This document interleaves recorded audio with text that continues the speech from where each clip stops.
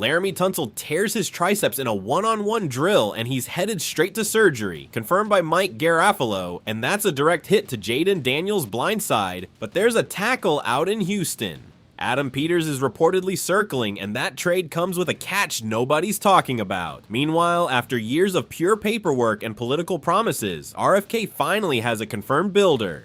But the opening date is about to change how you think about this whole next decade of Commanders football. And Stefon Diggs, just days into camp in Ashburn, already has Dan Quinn talking explosive plays nobody saw coming this fast. But what Diggs is doing to Terry McLaurin and that whole receiver room in practice is about to leave you speechless. Let's get into it. Raise hail. This one hurts, bro. On Saturday, during a one-on-one pass rush drill, Laremy Tunsil took on a bull rush from Odafe Owe and came away with a torn triceps tendon. Mike Garafolo confirmed it on his account. Tunsil is going to need surgery and will likely miss a significant chunk of the regular season. Let me give y'all the full context here because this isn't just any camp injury. Tunsil came to Washington in a trade from Houston before last season, and he played the best football of his career in his first year in burgundy and gold, helping this team reach the NFC Championship game. This year, the Commanders made him the highest paid offensive lineman in the league with a 2-year $60.2 million extension signed March 9th. So they bet big on this guy, and a few months later, he tears his triceps in a training camp drill.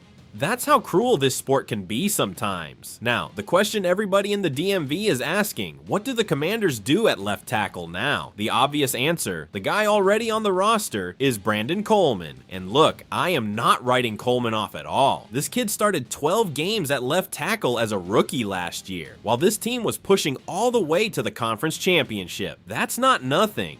A rookie holding down that spot on a playoff run tells you he's got something real. But, and here's where I start getting a little nervous, being the backup left tackle behind a 5-time Pro Bowler is one thing. Carrying that position as the unquestioned starter for 16 or 17 games against the best edge rushers in the conference is a whole different animal. That's where the Blake Fisher conversation comes in. Bleacher Report, through Christopher Knox's analysis, put Fisher at the top of his list of players every team should consider putting on the trade block before the season starts. Fisher plays tackle for the Houston Texans. He's 6'6", 312 pounds, and he got stuck in a depth chart logjam after Houston signed free agent Braden Smith and re-signed Trent Brown. He was drafted in the second round back in 2024, pick number 59, out of Notre Dame, where he was a 3-year starter. Across his first 2 NFL seasons, he's already logged 31 games played with 15 starts, and Pro Football Focus graded him as the 42nd best tackle in the entire league last season. According to the report, Houston could ask for something in the 4th to 5th round range in return. Alright fam, I'm gonna step away from the pure information dump here and give you my unfiltered take, because that's why y'all are here. I think this trade makes sense on paper, but don't run away with it just yet, because there's a layer to this that almost nobody's talking about. Fisher is a proven swing tackle, not an all-pro. 42nd among every tackle in the league is fine. It's not bad, but it's also not some dramatic upgrade over what they already have developing in Coleman. What Fisher does by you is immediate certainty. 15 real NFL starts of experience against the total unknown of a second-year kid carrying that position all by himself. And on a team coming off a conference championship run, with Jaden Daniels as the single most valuable asset in the franchise, certainty is worth a whole lot more than upside. You cannot afford your franchise quarterback's blind side depending on a 23-year-old not hitting a rough patch in October. Let's dig a little deeper into what Fisher actually brings, because I don't want this to stop at a Pro Football Focus number. Lance Zierlein, the NFL's draft analyst, described him before the 2024 draft as an athletic tackle capable of climbing on pulling plays, with good hand technique to generate leverage on drive blocks. He also flagged that Fisher can be late off the ball, which creates early disadvantages, and that his contact balance can be inconsistent. Translated into fan terms, he's not an elite level pass protector yet, but he has the athletic foundation and the real game experience to be, at minimum, a reliable middle-of-the-pack starter at either tackle spot.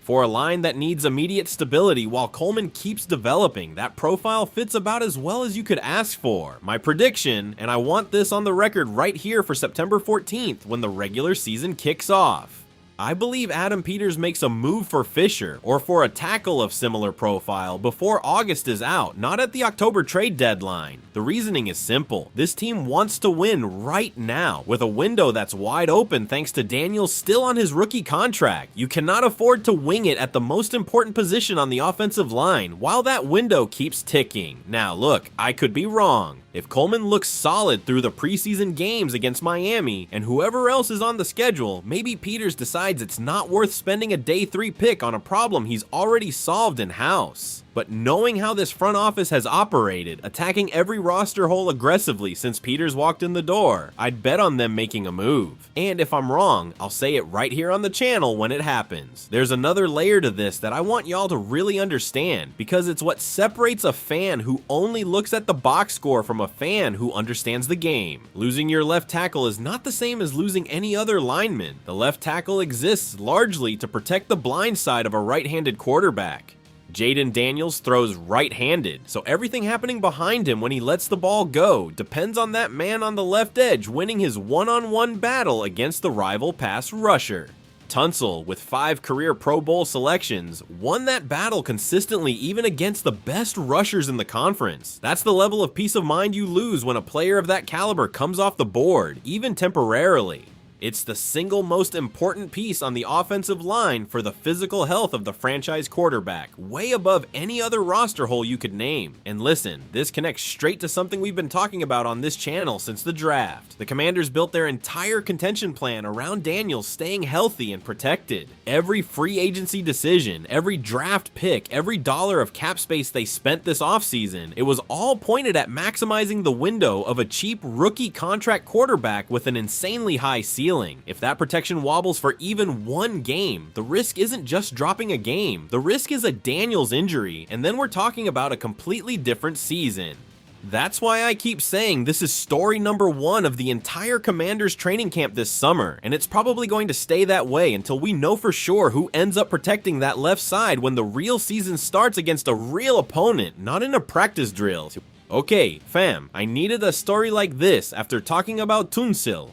Because after years of this being pure rumor, pure paperwork, pure political back and forth, today the Commanders announced something real and concrete. They've got their construction team for the new stadium on the old RFK site. It's a joint venture between Clark Construction Group, Mortensen, and Smoot Construction Company of DC. 3 companies, each with a heavy resume. Clark and Mortensen built Allegiant Stadium out in Las Vegas and US Bank Stadium in Minnesota.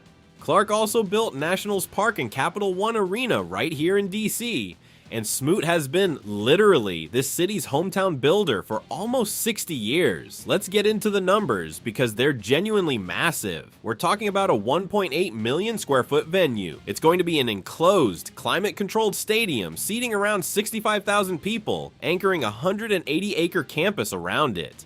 The official release says that full campus will be able to host more than 200 events a year, not just Commanders games, but concerts, global sporting events, community festivals. So they're not just building a football stadium here, they're building an entertainment district that's going to change the face of that part of DC for generations. Site preparation work on the old RFK grounds already started back in June. Actual stadium construction is expected to begin in spring 2027, with a targeted opening date of spring 2030. Matt Haas, the franchise's head of construction, put it this way in the release, that selecting this construction group was about finding a team with the experience, the local commitment, and the shared vision needed for one of the most important projects in franchise history. Now here's my honest take on this, because I'm not going to just read you a press release. What stands out to me here isn't the size of the stadium, even though 65,000 seats with a roof and climate control is already a strong statement of intent. What stands out to me is the date. Spring 2030 means this team is playing at minimum 3 or 4 more seasons at Northwest Stadium before they move. That, to me, shifts the whole conversation from short-term hype to real patience. And honestly, fam, I would rather they take the time to do it right than rush a project of this size and end up with cost overruns or delays, which is literally what happens to most mega stadiums in this country. Mortensen themselves said in their statement that their track record is on time, on budget delivery, from US Bank Stadium to Allegiant. If they live up to that reputation here in DC, this is going to be a case study in how you get a public-private project of this scale, right? I do want to be clear about one thing, because this is where some fans get a little too excited. This is the selection of the builder. It doesn't mean every piece of the financing or any additional approvals down the road are already locked in. But it is, without a doubt, the most concrete signal we've had in a long time that this project is real and moving forward. And I want us to think for a second about what it means to go back to RFK specifically, not just any random lot in the region. For the more veteran fans of this team, RFK isn't just an empty plot waiting on a crane. That's where this franchise played its glory years. That's where the Super Bowls got won. That's where a huge chunk of the identity we still carry as fans got built. Going back to build on that exact ground isn't some real estate coincidence. It's the franchise saying in actions and not just words that it wants to reconnect with that history instead of continuing to play in a stadium out in Maryland that honestly never fully felt like a real home for the DC fan base. That emotional detail, to me, matters just as much as the square footage or the capacity numbers. And for a franchise that spent almost 3 decades playing in a stadium that never built that same bond, this is huge. Rays Hale is getting a new home, and for the first time in years, we've got something more than campaign promises. We've got a builder with a name attached, a timeline, and prep work that's already started on the ground. And to close things out, fam, something that's got me genuinely fired up. Stefon Diggs has been with the Commanders for what, less than a week now, and he's already leaving his fingerprints on this offense. Dan Quinn, who all of us know isn't the type to hand out easy praise to the media, came right out and said yes, he's noticed more explosiveness in the offense since Diggs arrived. He said there have already been explosive pass plays, and what surprises him most about Diggs is his football IQ, that he's good against zone, he knows how to sit down in windows, and he's just as effective against man coverage. He also added something I thought was key, that Diggs' instincts have already surpassed what he himself expected, and that's after only a few days of practice together. Now, what excites me most about this story isn't just the on-field production, it's the leadership. Diggs talked to reporters after his first practice and said something that stuck with me, that his priority is always pushing the guys around him to be the best versions of themselves, and that from day one he's already had more conversations with teammates than he expected. He said he'd rather show it through actions than talk too much, that he'd rather go out on the field and demonstrate it instead of just saying pretty words. Think about what that means for a receiver room that, let's be honest, came into camp with some real questions after free agency didn't fully solve that position this offseason. Now they've got Diggs actively mentoring the younger receivers on the roster while still producing himself on the field. That combination of immediate production plus development of the young guys is exactly what an offensive coordinator like David Blount needs to build a system with multiple layers of threat. Now, let's be fair and give the full context here, because I didn't come to this channel to sell you smoke. Terry McLaurin has spent years being the quiet anchor of this offense, the guy who runs the right routes game after game, no matter who's throwing him the ball, and that doesn't change because Diggs showed up. What changes is the pressure defenses now have to split. Before, any defensive coordinator could build his entire game plan around stopping McLaurin and trust that the rest of the receiver room wasn't going to punish them consistently.